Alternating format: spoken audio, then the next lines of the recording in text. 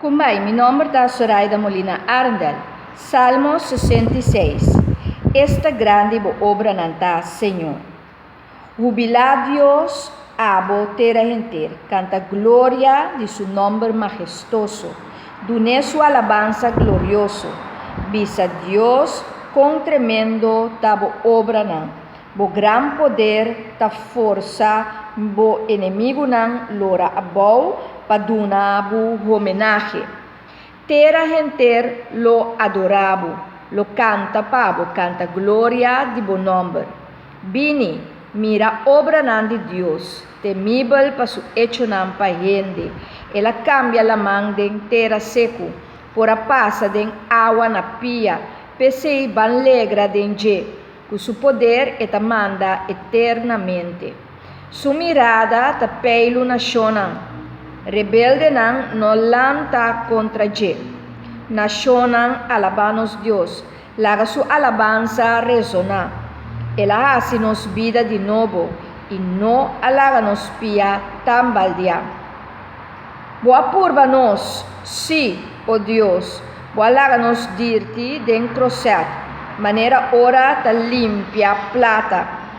Boa alaga-nos cana den reda, a buta carga nan pisar arriba nos lomba, balaga renda subi nos cabeça. Nos passa den candela, den água, ma bo saca-nos a fo duna alívio.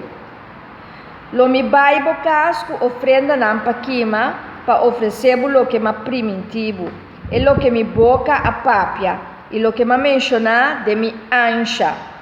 Lo mi quima sacrifício nan pabo, de bestia nan yen, de sebo, laga ruma de cabrito subi nabo, e oferecer bué e carne. Bini, boso tende, lo mi conta boso tur kuta honra Dios, kiko elahasi de mi vida. Pareu mi boca ayame, ya mi lenga a começar a labe. Se me tava de mal intenção, Senhor, lo no escuchami, mas Deus escuchami de verdade. Ela atende mi oração. Bendicionase a Deus, que não a rechazar mi oração e que não a ningami su amor.